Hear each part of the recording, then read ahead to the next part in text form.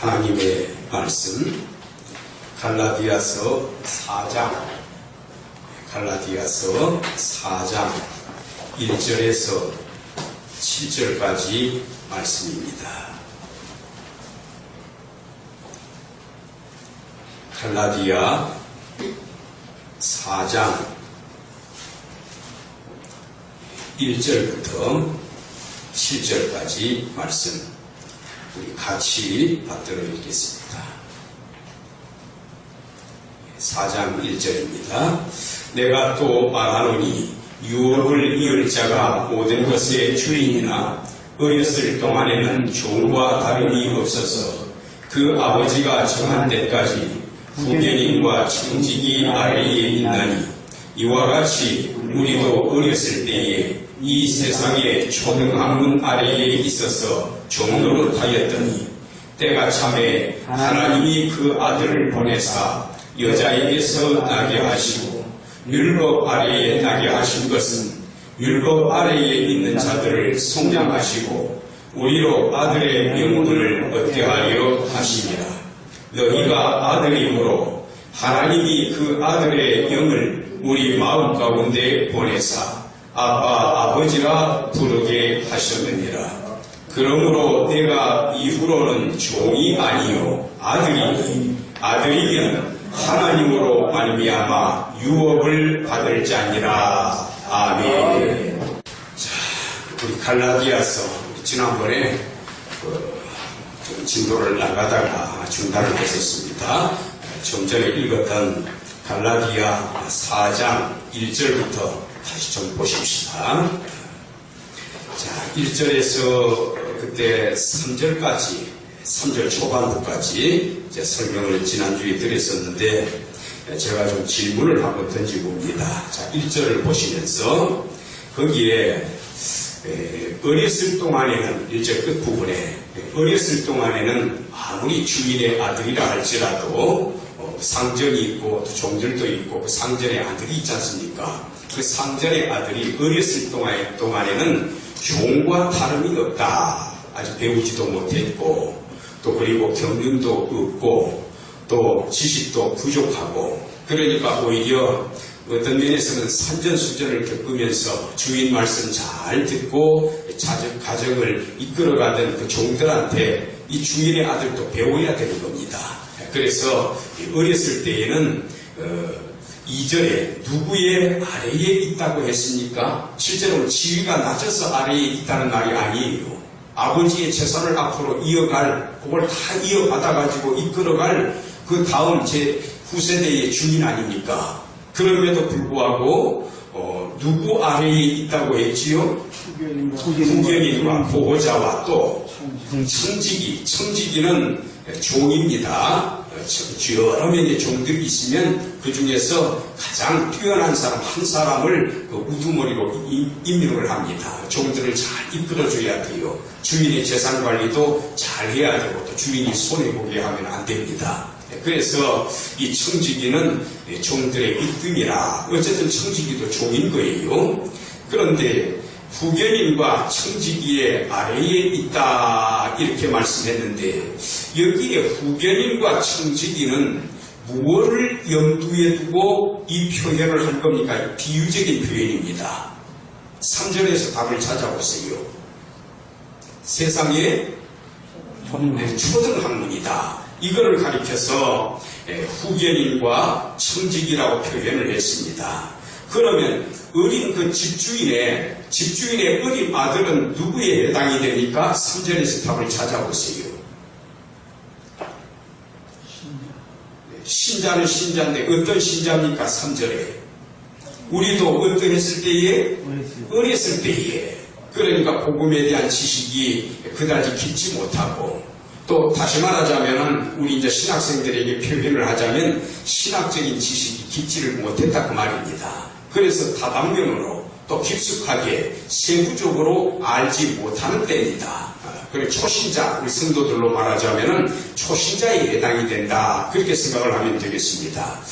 바로 우리도 어렸을 때에는 이 후견인 청지기 역할을 하는 세상 초등학문 아래 있었다. 자, 그러면 3절에서 이 세상 초등학문은 무엇을 말하는 겁니까? 4절에서 답을 찾아보세요.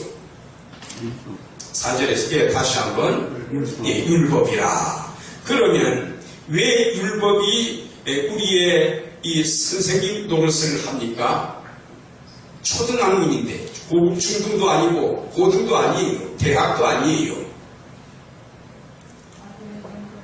저쪽 24절 3장 지난 시간에 했었는데 3장 24절에 왜 이게 초등학문 역할을 하는 거지요? 우리를 그리스도께로 인도하는 무슨 선생입니까?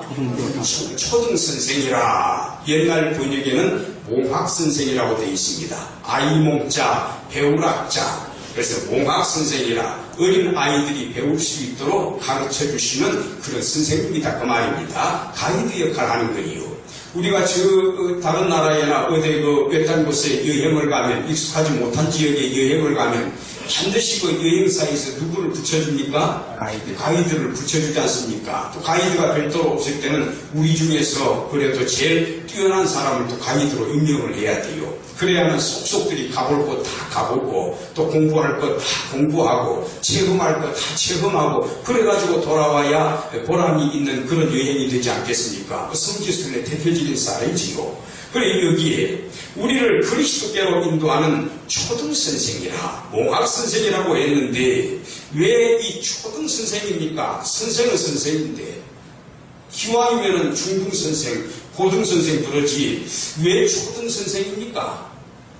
율법의 어떤 위치 때문에 그러는 거지요? 초등선생이 율법이에요. 세상 초등학은 율법, 초등선생 똑같은 존재를 의미합니다. 율법을 의미합니다.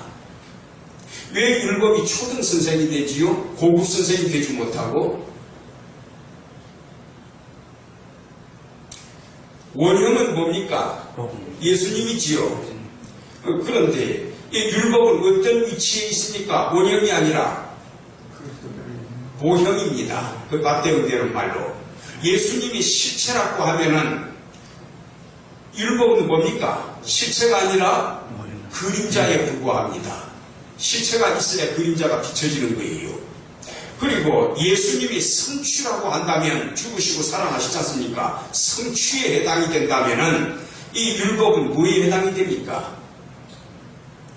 예언에 해당이 되는 거예요. 예언이 성취가 되는 거 아닙니까? 선지자들이 일어나서 수백 마디, 수천 마디 외쳤고 또 율법 제사 제도가 있잖아요. 그 율법 제사 제도 자체가 누구께서 오셔서 이처럼 죽으시리라? 메시아께서 오셨어. 그 메시아가 누군고 나중에 뚜껑 열어보니까 그분이 누구였습니까? 예수님이더라 그 말입니다. 그래서 이 율법이라고 하는 것은 장차 하나님께서 메시아를 통해서 우리를 구원하실 그 일 있잖아요. 원형이 되고 실체가 되고 성취가 되어지는 그것을 앞으로 내다보는 먼 훗날에 이루어질 터인데 그거를 꾸준히 내다보는 가이드 역할을 했다 그 말입니다. 모형의 역할을 했고 또 뭡니까? 그림자의 역할을 했고 예언의 역할을 했다 그 말이에요. 그래서 이 몽학선생, 이 율법이라고 하는 것은 우리를 누구께로 인도하는 예수님께로, 그리스도께로, 메시아께로 인도하는 무에 해당이 된다? 초등선생에 해당이 된다. 그럼 진짜 고급선생은 누구겠습니까? 고급선생은 제가 보기에는 예수님은 선생님이 아니고 예수님께로 인도한 선생하고 예수님은 다릅니다. 선생님이 예수님한테 우리를 인도하는 거니까 제가 보기에 고급 선생님은 바울 선생님 성경 13권이나 썼잖아요. 그리고 또 예수님 당대에 누굽니까? 여자가 낳은 자 중에 이 사람보다 위대한 사람 없어 그랬습니다. 예수님에 관한 지식이 풍성한 사람. 이사야보다도 더 위대해요.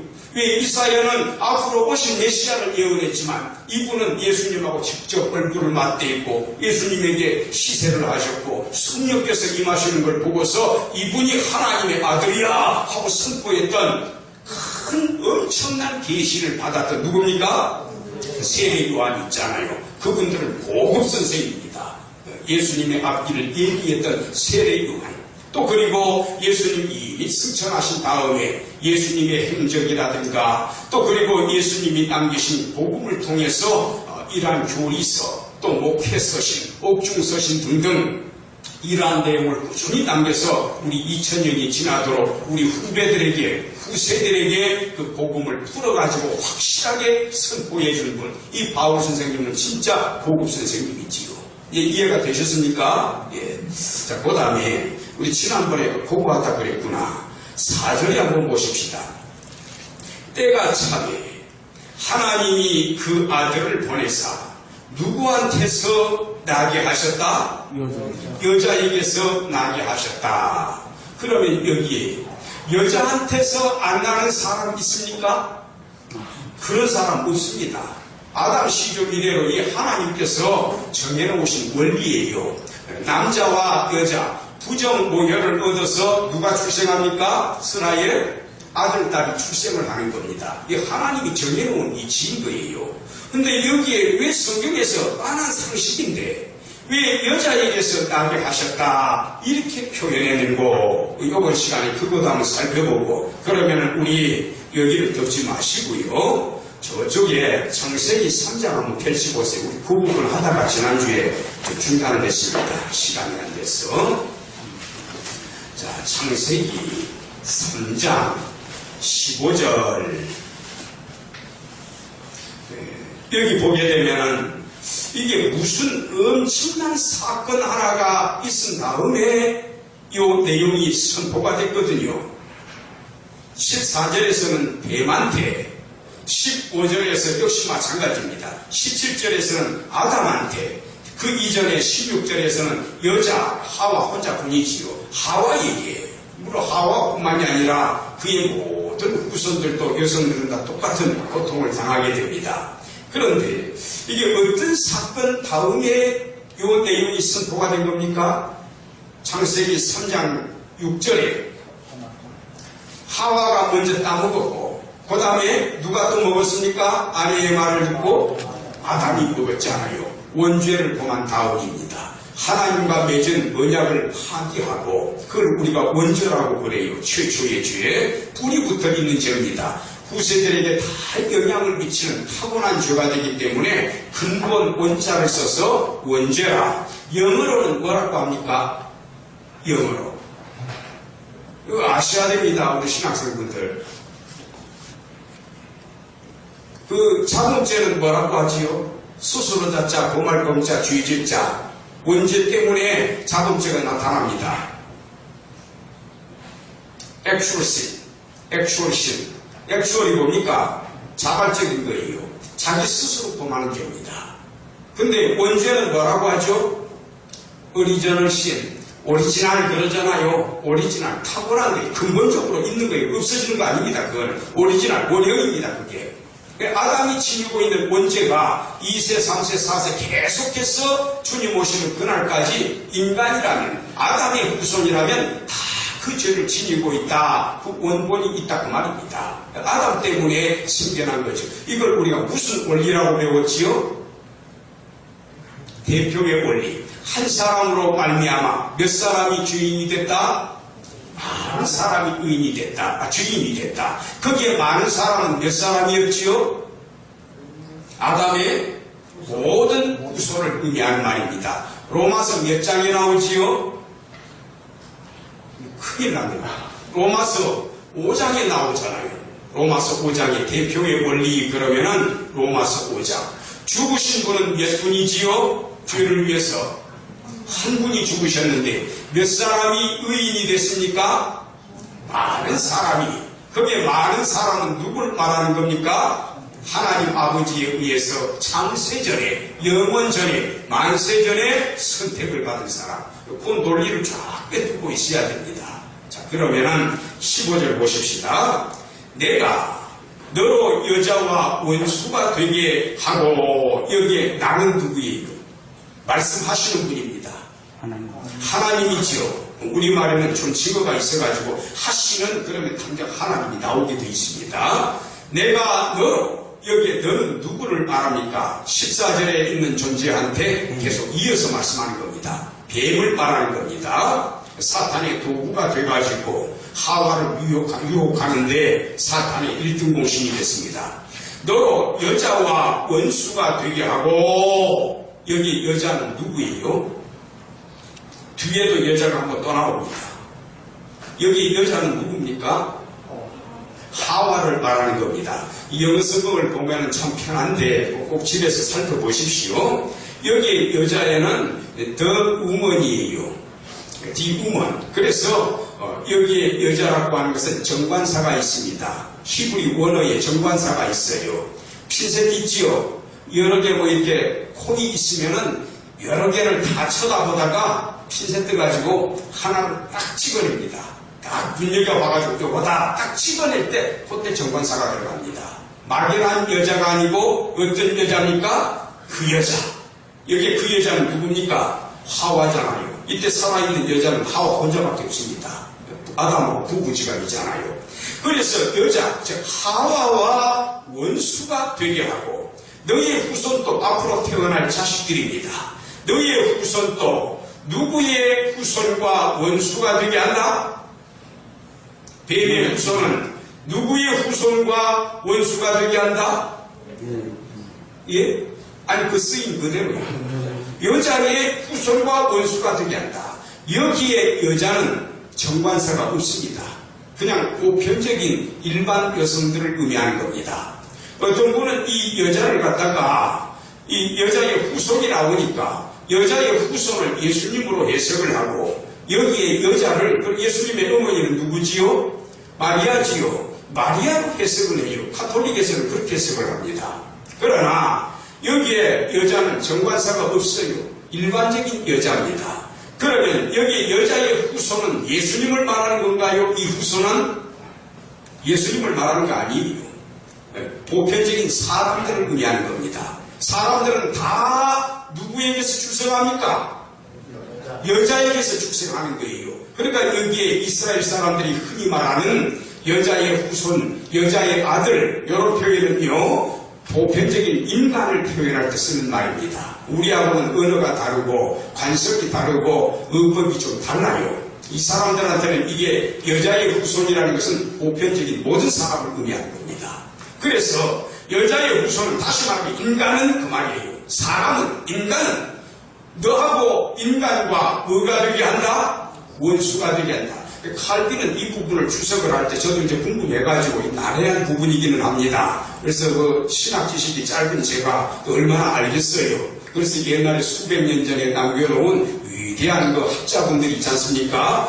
그분들의 글을 대하고 또 제가 나름대로 연구도 해보고 동의할 거는 동의하고 아닌 거는 아니로다 이렇게 이야기할 줄도 알고 또 영어 성경도 여러 개 이렇게 비교 분석도 해보고 그래서 이제 나름대로 후배인 저는 또 저 나름대로의 주장을 하는 겁니다. 저는 칼빈의 주장에 동의를 합니다. 칼빈은 뭐라고 하는가 하면은 이 일반적인 사람들이 보면은 뱀이 기어다닌다 그러면 당장 어떡하던가요? 옛날 저 어렸을 때도 그랬습니다. 사실 책가방 들고 가다 뱀 만나잖아요. 책가방으로 내려칩니다. 작대기 치고 고가지고 내리치고 돌로 치고 그래요. 그러니까 수많은 동물들이 있는데 종류가 얼마나 많습니까? 하고 많은 동물들 가운데 뱀을 만났다 그러면 그냥 뭐 징그럽게 여기고 학대를 하지 않습니까? 사실 그렇게 하면 안 되는데 인간의 본성에서도 그게 발견이 된다. 칼빈은 그렇게 말해요. 누구라도 그렇다고 말입니다.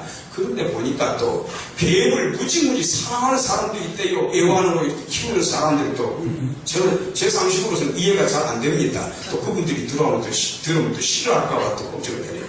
자, 어쨌든 간에 여기 저는 성경에서는 보편적인 것을 이야기합니다. 성경에서는 하나님의 오른손 그러잖아요. 왼손 많이 쓰는 사람이 들으면 섭섭해할 거라. 근데 99%는 오른손이기 때문에 보편적인 것을 이야기하는구나. 그렇게 이해를 하세요. 여자의 후손과 원수가 되게 하리니 모든 인간과 너는 서로에게 상극이 된다. 좋은 감정을 갖지 못합니다. 여자의 후손은 내 머리를 상하게 할 것이요. 여기에 여자의 후손도 일반적인 우리 인간들을 의미합니다. 예수님을 말하는 거 아니에요. 여자의 후손 아닌 사람 없습니다. 다 여자에게서 어머니에게서 출생합니다. 여자의 후손은 너의 머리를 상한다. 여기에 너는 누굽니까? 뱀의 머리를 상한다. 그런데 뱀분들이 보면은 뱀 잡을 때 어디를 잡든가요? 뱀이 길잖아요. 머리 부분을 잡습니다. 꼬리 잡으면 됩니까? 안 됩니까? 큰일 납니다. 확 돌아가지고 물어버립니다. 그런데 그 출애굽기에 보면은요, 묘한 내용 하나가 나와요. 모세 보고 지팡이 던지 하나님이 그랬다고. 던지니까 뭐가 됐습니까? 뱀이 됐잖아요. 잡으라 그랬어요. 머리 잡으라 했습니까? 꼬리를 잡잖아요. 그런 거 유심히 보시기 바랍니다. 여기에 뱀은 머리를 칩니다, 사람들은. 근데 모세 보고 지시할 때는 꼬리 잡으라 그랬어요. 뭘 말하는 거겠습니까? 생각해 보세요. 보통 저 같았으면 하나님 꼬리 잡으면 묵니다. 그랬을 거예요. 저는 머리 잡을래. 그랬을 거야. 모세는 꼬리 잡잖아요. 그만큼 믿음이 들어간 거예요. 하나님 밑에 신뢰감. 그 과정을 통해서 하나님이 모세답게 만드는 겁니다. 지도자답게. 작은 것부터 하나님이 시켜요.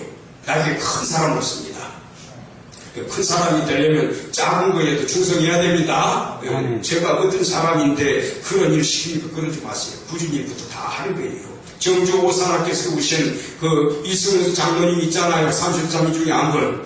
학생들이 옛날에는 화장실도 어떻습니까? 싸고 하면 이렇게 쌓이잖아요. 겨울에는 그 어떻게 돼요? 가운데 부분이 피라미드처럼 올라오지 않습니까? 그러면 그거 누가 퍼내겠어요? 학생들이 퍼내려고 하니까 여러분들은 공부하시오. 내가 그 일 하기 위해서 도끼 가져와가지고 그걸 치는데 은가 밭에 쪽 아니 아닙니까? 수염이고 어디고 다 묻을 거 아니에요. 그래도 그냥 막 치더랍니다. 본인이 그 일 다 했대요. 그게 장로님이에요. 지금 장로님 뭐라고 하겠습니까? 이래봬도 장로인데 내한테 그 일 시키는 거 그러면 안 돼요. 시키면 하는 거거든요. 자, 다시 보십시다. 너희의 후손도 여자의 후손과 원수가 되게 하리니 여자의 후손은 내 머리를 상하게 할 것이요. 여기에 머리를 상하게 한다는 게 무슨 말이겠습니까? 생명을 끊어버리는 겁니다. 완전한 승리, 엄청난 피해를 보는 거예요. 이 뱀의 입장에서는 목숨이 왔다 갔다 하는 그러한 그 엄청난 타격을 받는다 그 말입니다. 여기에 상하게 한다라는 이 단어가 히브리어로 깨뜨리다, 부수다, 디스트로이의 개념입니다.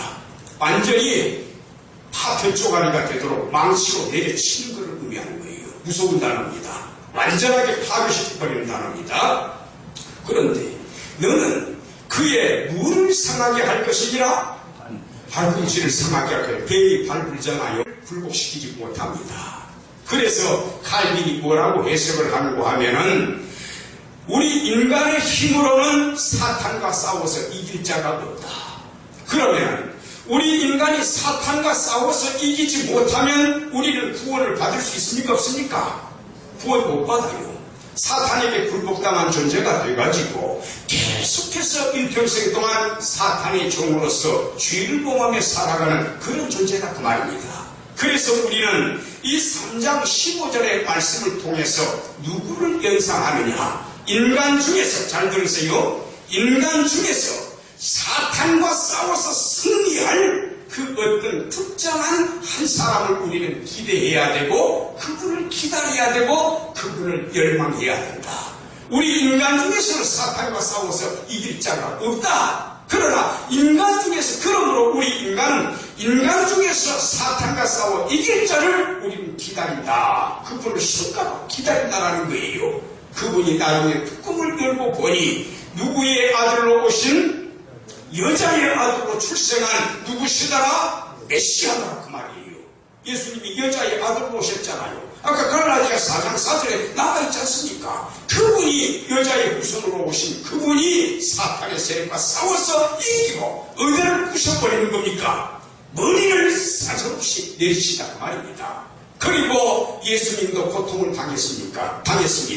예수님은 어떤 고통을 당했지요? 십자가상에 죽으셨습니다. 그러나 죽으신 것으로 끝난 것이 아니라 사흘 만에 다시 살아나셨다. 사탄의 세력을 뭡니까? 짓밟고 그 자리에서 승리해서 일어났다 그 말입니다. 사탄은 진짜 마지막 날 최후의 심판 때에 완전하게 굴복하게 될 것이다. 그래서 예수님은 죽음의 고통을 당하셨지만 사흘 만에 부활체로 다시 살아나셨다. 사탄이 입은 상처에 비하면 예수님이 입은 상처는 뭐에 불과하다? 발꿈치 물린 정도에 불과하다 그 말입니다. 그렇게 연결을 해서 해석을 합니다. 자, 제가 저 카피를 해왔는데 읽어드릴게요. 손으로 꼭꼭 눌러가지고 썼습니다. 저는 아주 중요한 내용의 경우에는 볼펜 들고 직접 씁니다. 그래가지고 뜯어붙이는 거 이런 식으로 풀칠해가지고 성경 사이사 갈피에다가 집어넣습니다. 그냥 요즘 사람들은 복사기가 굉장히 좋으니까 축소할 때 다 되잖아요. 그래가지고 칼라도 되잖아요. 복사기로 딱 해가지고 사이즈에 맞게 이렇게 집어넣는데 저는 중요한 내용의 경우에는 직접 손으로 씁니다. 왜 그런 줄 아세요? 본인이 쓰고 본인이 고생하고 손가락도 앞으로 불어가면서 하고 이렇게 해야 머릿속에 들어가는 겁니다. 그게 좋은 거, 물질적인 거, 과학시대라고 좋은 것만 쓰려고 하지 마세요. 지금 원시적으로 하는 것이 진짜 공부입니다. 공부에는 왕도가 없습니다. 자, 읽어드릴게요. 칼빈이 쓴 말을 직접 인용했습니다. 나는 그 3장 15절 이 말씀이에요. 나는 그 후손이라는 말이 일반적인 여자의 자손이라고 설명한다. 그러나 형언이 아담의 모든 아들들은 마귀를 정복하는 자로 일어나지 못한다고 교훈하고 있기 때문에 무슨 말인가 하면 마귀와 싸워서 이길 자 없다 그 말이 인간 중에서 아담 후손 아닌 자 없잖아요. 그러므로 우리는 필연적으로 한 사람의 대표자에게로 축소하여 무슨 말인가 하면 그 사탄의 세력을 짓밟아버릴 인간 한 사람을 우리는 생각을 해야만 된다. 인간의 힘으로는 사탄을 못 물리쳐 구원 못 받아요.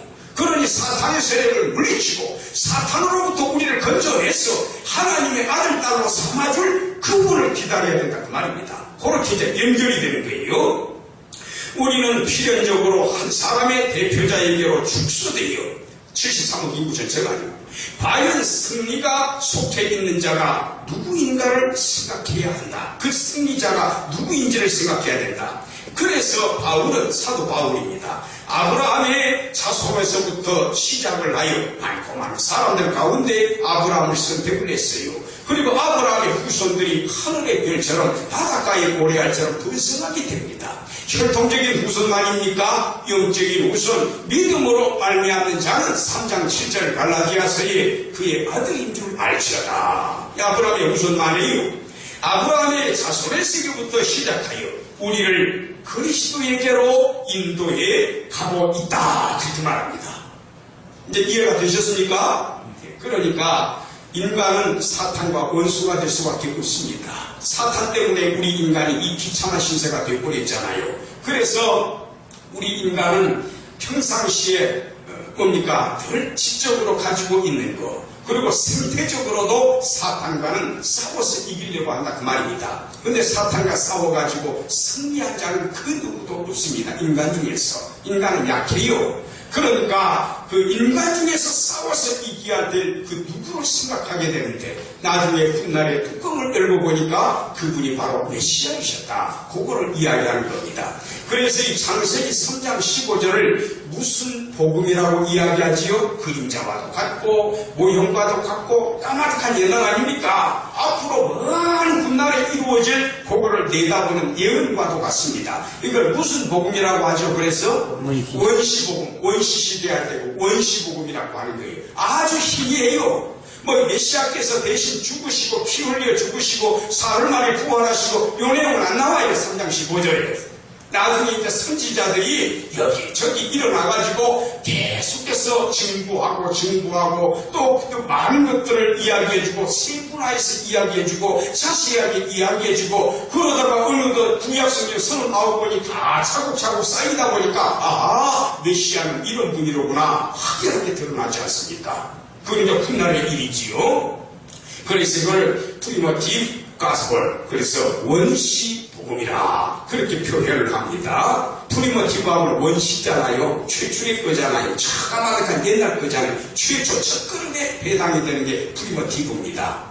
그게 원시복음입니다. 우리는 원시복음을 알고 있는 것이 아니라 성취되어진 복음을 알고 있습니다. 예수님 오셔서 죽으시고 부활하시고 승천하시고 내가 다시구마 하고 올라가셨잖아요. 그리고 그 사도들이 다 성경 27권 체계적으로 써가지고 우리들한테 읽히고 있고, 지금 우리는 그 성경을 쫙 훑어보면서 과거의 모형과 구약이지요, 현재의 27권 신약이죠, 모형까지도 다 꿰뚫고 있는 우리들 아닙니까? 그러니까 이 계시 진전의 인에 있어서는 예수님 당시의 세례 요한보다도 우리가 더 어떠합니까? 더 위대한 거예요. 여자가 낳은 자 중에 요한보다 위대한 자 없다고 그랬습니다. 그러나 예수님 그 뒤에 무슨 말 했지요? 하늘에서는 지극히 작은 자라 할지라도 요한보다 크다고 그랬어요. 왜요? 하나님하고 얼굴 맞대하고 있지 않습니까? 계시에 얼마만큼 계시를 많이 받은 사람이냐, 이 구원의 도리를 확실하게 깊이 있게 알고 있느냐, 그 차원에서 바로 이 메가스, 그레이트, 위대하다라는 용어를 쓴 겁니다. 자, 그러면 여기 여자가 낳은 자, 요걸 한번 살펴봅시다. 자, 요번에 의대를 보시는가 하면 욥기 한번 넘겨보십시다. 자, 욥기. 우리 그 갈라디아 4장 4절에 여자에게서 나게 하시고 요 부분을 이해하기 위해서입니다. 욥기 14장 펼쳐보세요. 시편 앞쪽에 있습니다. 욥기 14장, 욥기 14장 1절, 2절 한번 보십시다. 자, 1절에 누구에게서 난 사람? 여인에게서 난 사람. 여인에게서, 여자입니다. 여자에게서 안 태어난 사람 있습니까? 없어요, 이런 사람.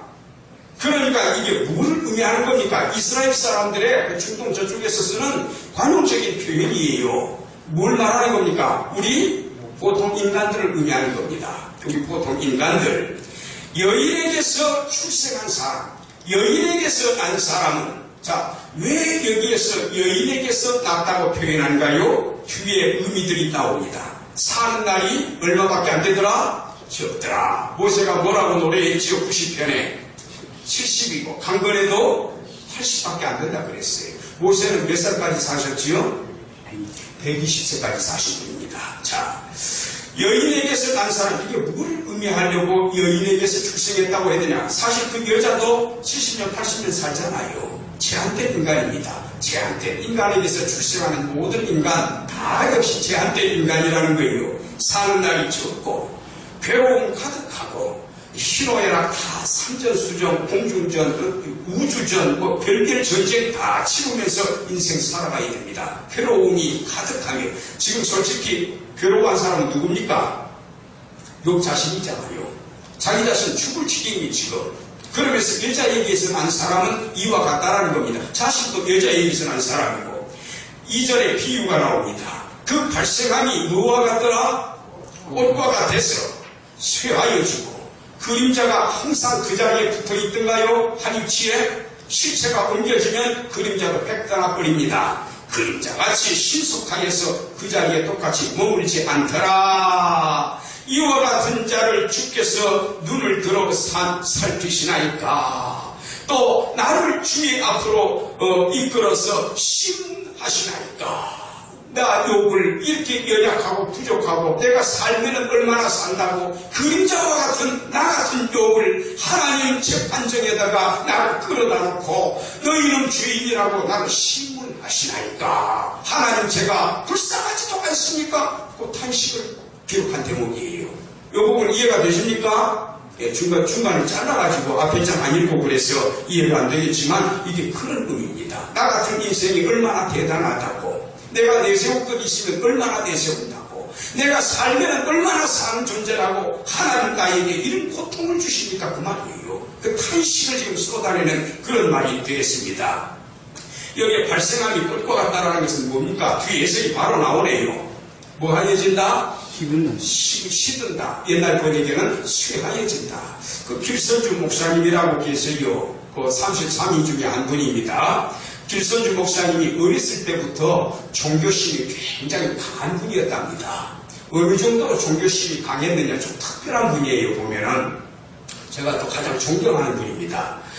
이 필선주 목사님이 꼬맹이 시절인데 하늘을 이렇게 쳐다보고 한참 쳐다보고 아이고 처음으로는 얘기 아닙니까?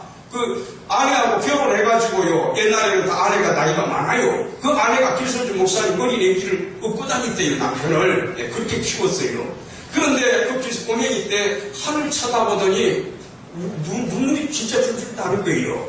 화관 있잖아요. 꽃을 쳐다보더니 줄줄 또 울더라요. 필선주 그 소년이. 그러니까 옆에 친구들이 야 너 왜 우냐? 그랬더니 인생을 살면 얼마나 살았다고 이 꼬맹이가 뭐라고 하는 거 아니? 야 너 저 하늘에 저 구름 보이지? 저 구름이 그 평안도군입니다. 안주군이에요. 저 구름이 지금은 호랑이 모양도 하고 사자 모양도 하고 토끼 모양도 하고 이래 있지만은 나중에 시간이 흐르면은 바람이 자꾸 부니까 구름이 흩어져 가지고 원래 모양이 사라져 버리지 않느냐. 너 이 꽃 지금 화단에 아주 아름답게 피어가지고 있지. 너 이거 조금만 지나봐. 며칠 지나고 몇 달 지나면은 이 꽃이 다 떨어지게 돼 있느니라. 그러면서 살면 얼마나 살았다고 이런 말을 하더래요. 우리 인생도 다 그거 같아. 나 그게 썰어가지고 운다. 진짜 꼬맹이가 눈물을 흘렸대요. 그분이 나중에 그런 훌륭한 목사님이 되실 누가 알았습니까? 자, 여자에게서 난 존재는 어떠하다 한마디로 지극히 제한적인 존재라는 의미예요. 또 보십시다. 욥기 15장 14절. 제가 지금 장절 불러드리는 거 좀 메모하고 계시니까 요거 다 나중에 목회하시면서 써먹을 수 있어요. 성도들한테 그렇게 가르치세요. 여자에게서 났다는 게 이런 의미구나. 세상에 하나님의 아들께서 그런 모습으로 오셨구나. 우리를 살리려고 예수님이 자기 자신을 낮춰도 한참 낮춰버린 거예요. 우리 인간만큼 낮아지신 거예요. 그걸 설명할 때 요 구절 하나 들어서 보세요. 예수님이 그런데 여자의 아들로 오셨다. 우리 살리려고 우리 대신 죄 짊어지고 대신 죽으시려고 이렇게까지 자기 자신을 낮은 삐자 아래 아자 피하시키셨나니라. 얼마나 은혜로운 구절들이요. 자, 15장 14절에 한번 보세요. 14절에 사람이 무엇이간데, 요거는 엘리바스의 말입니다. 사람이 무엇이간데 깨끗하겠느냐. 사람은 깨끗하지 못하다. 그런데 뒤에 무슨 말이 나옵니까? 여인에게서 난자가 무엇이간데, 여자에게서 납치하는 사람 없지 않습니까? 모든 사람을 의미합니다. 여인에게서 난자가 무엇이간데 의롭겠느냐 그 말이고. 그리고 16절에 보면은 악을 짓기를 물 마시는 같이 하는 가증하고 부패한 사람이겠느냐. 누구를 지금 지목하는 겁니까? 이 엘리바스가 욥을 지목하는 거예요. 너 이놈, 너 부패한 자다 그 말입니다. 여자에게서 남자가 의로운 자가 세상 천지에 누가 있느냐. 하물며 너는 그보다도 더 못해. 너는 엄청난 죄를 지었기 때문에 하나님께서 하루아침에 너희 집안을 패가망시키신 거다. 그걸 지금 비판하는 대목이에요. 여기에서도 4절이 여인에게서 난 자는 어떤 상태를 지목을 할 때 이렇게 표현한 거지요. 깨끗이 못한 자, 또 의롭지 못한 자, 그렇게 이해를 하면 됩니다. 부정적인 의미로 많이 쓴 거예요. 인간의 연약성을 계속해서 지적할 때는 여자에게서 난 자, 내가 누구길래 하나님 앞에서 감히 자랑하겠느냐, 내가 의로움을 얼마나 의롭겠느냐. 오늘 아침에도 말씀하셨죠. 지렁이 같은 너 야곱, 버러지 같은 너 야곱이라고 했잖아요. 그걸 표현할 때 여자의 아들이라고 표현하는 겁니다. 그 다음에 욥기 25장 같은 욥을 먼저 찾아보시오. 25장 4절 말씀 한번 보세요. 같은 내용이 되겠습니다. 하나님 앞에서 이걸 빌다시 이 욥을 비판할 때 또 했던 말 중에 일부 구절입니다. 그런즉 하나님 앞에서 사람이 어찌 의롭다 하며 부녀에게서 난 자, 개역개정 뭐라 되어 있습니까? 여자 번역 잘 되는 하나 통일하는 게 좋습니다. 여자에게서 부녀에게서 난 자가 어찌 깨끗하다 하랴. 하나님의 눈에는 날이라도 대낮이라 햇빛이 쨍쨍 내릴 조이는 환한 대낮이라도 명랑하지 못하고 별도 밤하늘에 반짝반짝 얼마나 아름다움이자 뷰티입니다. 아스다롯 있잖아요. 거기 아스다롯에 쓰다가 영어의 스타가 된 겁니다. 아스다롯은 미의 여신이잖아요. 별도 깨끗하지 못하겠거든. 하물며 여기에 나오네. 버러지, 벌레인 사람, 부득이인 인간이랴. 이게 바로 누구한테서만 존재입니까? 4절에 여자에게서만 존재를 이렇게 표현하는 겁니다. 인간의 제한적이고 불결한 그런 모습을 표현할 때, 이 반복적으로 이게 늘 등장하는구나. 그 다음에 요번에는 시편 한 2구절만 더 찾아보겠습니다. 그리고 마칠게요. 시편 51편. 자, 시편 51편. 누구 시편입니까? 다윗의 시편입니다. 어떤 상황에서 지은 시편이지요? 예, 바세바와 간음 사건 이후에 충성스러운 수하장수 30명 정도 되는데 30명 넘을 거예요. 일평생 다 하면 그 장수들 가운데 히타이트족입니다. 헷족속이에요. 아브라함 후손 아니에요. 이 우리아가 할례 받고 나 여호와 섬기겠소 신앙 고백을 하고 할례 받고 그리고 이스라엘 사람으로 편입된 사람입니다. 아버지 때부터인지 본인 당대부터인지 제가 그건 모르겠습니다. 안 나오니까. 그래서 우리아의 아내 바세바하고 그 못된 짓을 했지 않습니까? 나단 선지자가 찾아가가지고 제가 옛날에도 몇 번 소개해드린 적이 있습니다. 당신이 바로 그놈이요. 다윗이 왕권을 내세우지 않냐고 어떻게 했습니까? 아주 겸손하게 무릎 꿇고 하나님 앞에 통에 자복하잖아요. 그때 쓴 시가 뭐지요? 지금 찾아보려고 하는 51편이다. 자, 51편 5절 그 1절 한번 보세요. 1절 중간에 주의 인자를 쫓아 누구를 긍휼히 여기시며 나를 긍휼히 여기시며 내 무엇을 도말해 주십시오. 덮어서 보이지 않게 해주십시오.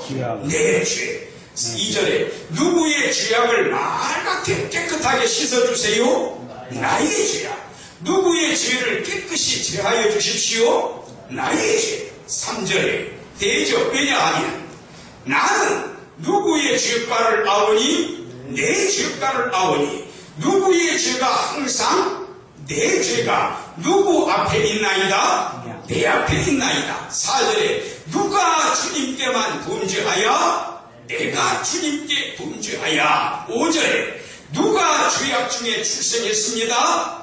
내가 죄악 중에 출생했습니다. 제가 왜 이 부분 계속 반복해서 찾아본 줄 아세요? 1인칭 단수로 있잖아요.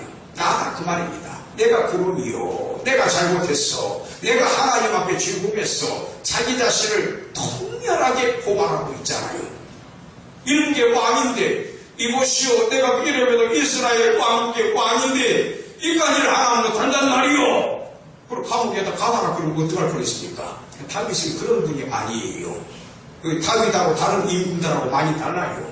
뒤에 태어난 왕들 가운데 착한 왕은 일반적으로 신앙심 좋은 왕들은 뭐라고 평가했던가요? 저가 누구의 길로 행하였더라? 다윗의 길로 행하였더라. 나쁜 짓거리하고 그런 왕들을 보면 북이스라엘에 흔히 등장하는 두 명이 있습니다. 여로보암하고 또 누구? 아합의 길로 행하였더라. 그 말 반복적으로 나오잖아요. 다윗은 다른 임금들하고 달라요. 이분은 성령 충만을 받은 분이고 성령께서 임하실 때마다 그때마다 눈물을 흘린 분이에요. 다윗은 다릅니다. 보통 분이 아닙니다. 그런데 5절에 보세요. 내가 죄악 중에 출생하였으니요 누구가 모친이 죄 중에 나를 잉태하였나이다. 이 어머니로 되어 있지만 여자 아닙니까? 여자의 몸에 잉태된 자는 다 누굽니까? 죄인이다 그 말입니다. 이 죄는 어떤 죄를 말하는 거죠? 사실은 아담 시조가 범죄에서 저질러 놓은 원죄를 말하는 거예요. 다윗이 뭐 출생을 해가지고 자금죄를 범했습니까? 나쁜 짓이나 선한 짓을 했습니까? 어머니 태중에서부터 이게 잉태가 그 상태로 됐고 출생할 때도 그 모양이었다 그 말입니다. 원죄를 지닌 자로 태어난다 그 말이에요. 이 원죄를 의미하는 그런 대목이 되겠습니다. 그래서 내가 죄악 중에 출생하였으니요 모친이 죄 중에 나를 잉태하였나이다. 사실은 이게 누구의 죄지요? 아담의 죄지요? 원죄지요? 근데 제가 또 한번 따져 물을게요. 그 열매 누가 먼저 먹었어요? 하와가 먼저 먹고 그 다음에 남편한테 잡사보세요 보냈던 거 아니에요? 지혜롭게 하고 탐스러운 그 열매로 보암직하고 남자도 나빠요. 그거 안 들었으면 되지요. 똑같아요. 자, 그 다음에 거짓말인지는 알겠습니다. 그러나 남자 여자 똑같습니다. 하나님 앞에 넘나지도 없고 똑같은 인격체고 다 하나님이 사랑하는 자식들이에요. 자, 58편 보십시다. 3절 58편 3절. 자, 여기 보십시다. 아기는 어디에서부터 멀어졌다? 하나님께로부터 멀어졌다는 의미겠지요. 모태로부터 멀어졌다. 어머니 태속에, 이게 어머니로 물론 되어 있지만 여자를 의미합니다. 여자의 몸속에 잉태됐을 때 그 여자는 당연히 어머니지요. 여기에서 모태에서부터 멀어졌으니요, 나면서부터 곁길로 나아가. 모태에서부터 이미 죄인이다 그 말이에요. 그리고 나면서부터 곁길로 나아갔다. 이 곁길로 나아가는 이거는 무슨 죄입니까? 요거는 자국죄예요. 태어나가지고 곁길로 가요. 우리는 다 양같아가지고 53장에 나오죠. 이사야. 양같아가지고 다 옆으로 갔다 그랬지 않습니까? 학교 제갈길로 간 거예요. 위에는 모태로부터 멀어졌다. 모태에서 이미 죄인의 상태는 무슨 죄입니까? 요거는 원죄예요. 여기에 원죄와 자국죄가 지략적으로 의미상으로 두 가지가 다 동시에 표현되어 있는 참 드문 구절이기도 합니다. 자, 그러면 우리 본문으로 다시 돌아갑시다. 갈라디아 4장 4절 요거를 마무리하십시다. 때가 차매 하나님이 그 아들을 보내사 누구에게서 나게 하시고 여자에게서 나게 하시고. 갈라디아 4장 4절입니다. 여기에 누가 여자에게서 출생한 겁니까? 예수님이 여자에게서 출생했다. 근데 아까 살펴본 욥기하고 시편 이런 데서 살펴본 여자에게서 출생했다는 의미가 좋은 쪽으로 이야기한 부분이 있던가요? 다 부정적이고 제한적이고 연약하고 범죄한 모습이고 깨끗이 못하고 의롭지 못한 고대목을 이야기할 때 아닙니까? 그런데 우리 메시아께서 우리 인간을 살리시기 위해서 이 땅에 종된 인간의 모습을 보셨는데, 종된 인간의 모습으로 보실 때 누구에게서 출생했습니까? 바로 이 여자에게서 출생했다 그 말이에요. 여자에게서 출생했다고 하는 것은 이미 뭐가 전제가 되고 있는 겁니까? 의미상으로 깨끗이 못하다, 성결하지 못하다, 불결하다, 제한적이다, 죄인이다, 그런 개념 아니에요. 물론 메시아는 흠도 없고 점도 없는 분입니다. 하나님의 아들이셨습니다. 그분이 여자의 몸에서 출생했다 그 말이에요. 얼마나 자기 자신을 한없이 낮춰버린 겁니까? 뭐 하려고 그렇게까지 낮아지신 거예요? 피조물이 인간의 모습으로 출생한, 예수님이 피조물이라는 말이 아니라 피조물된 우리 모습으로 그대로 출생했다 그 말이에요. 우리 인간을 너무너무 어떡하셨기 때문에, 사랑하셨기 때문에 자기 자신을 완벽하게 내주잖아요. 하염없이 자기 자신을 낮춰버렸잖아요. 여기에 여자에게서 나게 하시고, 굉장히 짤막한 구절이지만 아까 욥기하고 시편에서 찾아본 구절들하고 쫙 연결 지어보면 눈물 나는 구절이 이 부분이. 나를 도대체 얼마나 사랑했으면, 나를 구원하시려고 얼마나 몸부림을 치렀으면 이렇게까지 자기 자신을 확대하십니까? 더 이상 낮아질지 못할 지역까지, 곳까지 낮아져 버렸잖아요. 버리지 못한 인간이라 그랬고, 지렁이 같은 야곱이라 그랬고, 먼지와 티끌 같은 나라도 감히 죽게 아련하리다 그랬는데, 세상에 그런 존재로 출생하잖아요, 예수님께서. 물론 점도 없고 흠도 없습니다. 그걸 보면서 짤막한 구절이지만 여기에서 엄청난 의미, 숨겨져 있는 함축되어진 의미를 우리는 발견하고 이걸 되새겨야 된다 그 말입니다. 이해가 되셨습니까? 네. 이런 일이 있었기 때문에 6절의 후반부에 무슨 결과가 나타나는 겁니까? 하나님을 아빠, 아버지라고 부르게 하셨느니라. 예수님이 그런 과정이 없었으면, 그 절차가 4절에 없었으면 어찌 오늘날 우리가 아빠, 아버지라고 부를 수가 있겠어요. 자, 여기까지 하도록 합니다.